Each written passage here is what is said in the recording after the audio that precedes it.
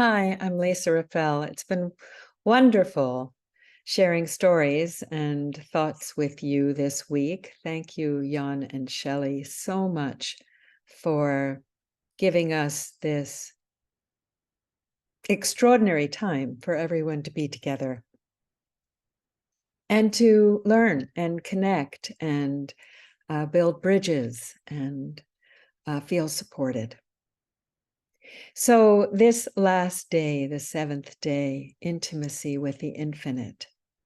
I've been talking about this in different ways all week, this relationship to the infinite wonder, the extraordinary creative force of life itself that we have been given and that we can give back through.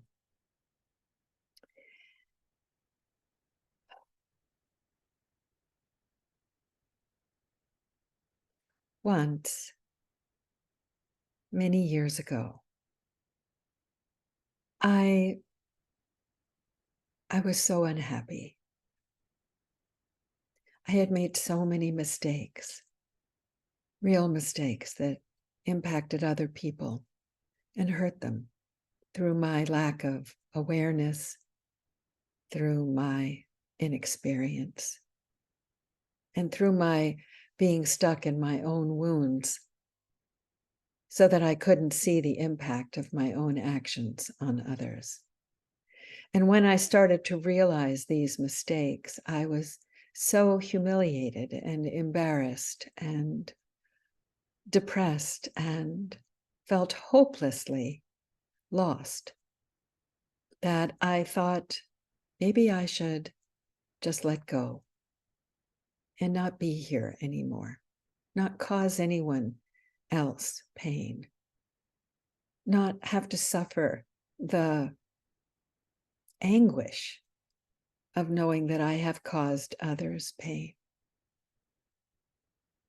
And by a little miracle, I was invited to go to Nepal, and I found myself blurting out of my mouth that I needed to go.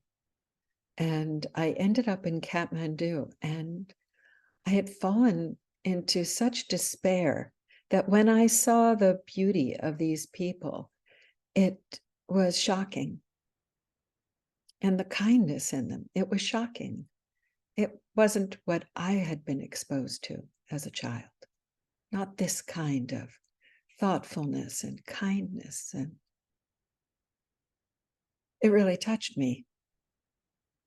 And as I was on this journey and we were climbing a mountain and there was snow and I was exhausted and everybody had to go ahead because people were sick. And I was asked, could I walk up the rest of the way by myself? The path was not hard and it was getting dark and it was cold.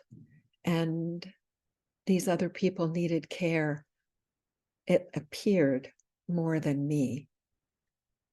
I, in my denial place, said, sure, go ahead, I'll be fine. But I wasn't fine.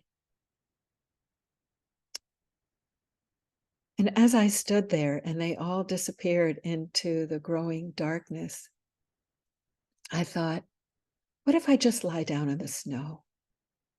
What if I just go to sleep and I don't have to feel the pain of my own life anymore? And I could spare others from the potential of what I could do badly in the future. And suddenly I heard a voice in my head. And it's not a voice that I had ever heard in my life before. It wasn't a voice like a voice, but it were words. It was words. It was this sentence. It was this concept of I could figure out what was being said to me, even though I didn't know I was being spoken to, but it was clear something was happening in my head, and I could hear it. And it said, "Let your soul go up to the clouds so you can watch you." And at that point, I was so exhausted, and my lungs were burning and my legs were burning from the climb, and I didn't want to be there. And I just threw my soul up into the clouds. I didn't know what was going to happen. And then this voice says, walk left, then right, left, then right, left, then right. And it became my mantra. I watched myself from the sky like I was floating up there, and my body was like a little robot, just left, then right, climbing up this mountain. And I just kept saying left, then right, left, then right, and kept climbing. And when I got to the top of the mountain and I got to the little guru's house, and the wind was blowing, and people had come out to greet me just before I got there, and they were so worried about me because I had taken so long, and they embraced me and they said, "You must help these other people," because somehow the night before I had helped people because I had this idea of how to move energy, and everything was awakening in me in a way I had never imagined. But I decided to listen. I decided to trust that this voice knew more than me. And even though that trip became one of the hardest experiences of my life, it became the awakening and the opening to a world of myself I never imagined could happen. I wrote a book about it. It began in Kathmandu. I performed the poetry from that book over and over and over again when I got back. I was living in Los Angeles. And each time I performed those poems, I was terrified that if I tell people what really happened to me in Nepal, they would think I was crazy. But I felt I had to accept what happened. So I kept telling the poems over and over and over until I realized what had happened to me, all the extraordinary events that happened to me there once I began to listen were real, were true. And it had to change my life. I had to love life. I had to believe in spirit. I had to believe in my value.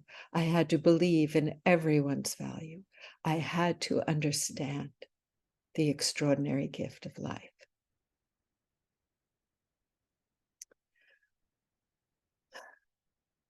And I've spent a long time since that moment learning and teaching and wondering and dipping and diving and flying and learning and teaching and wondering and being more curious, and each time more willing to listen and to trust that this universe has given me a gift of life, and it is up to me to love it and to share it and to encourage others and to be with this infinite, glorious gift that we are able to experience.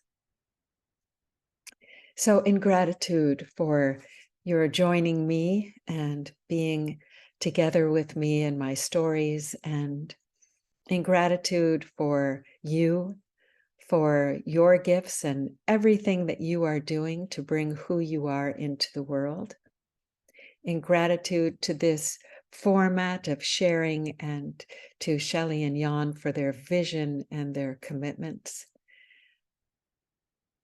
In gratitude, may this year be a blessing in so many ways.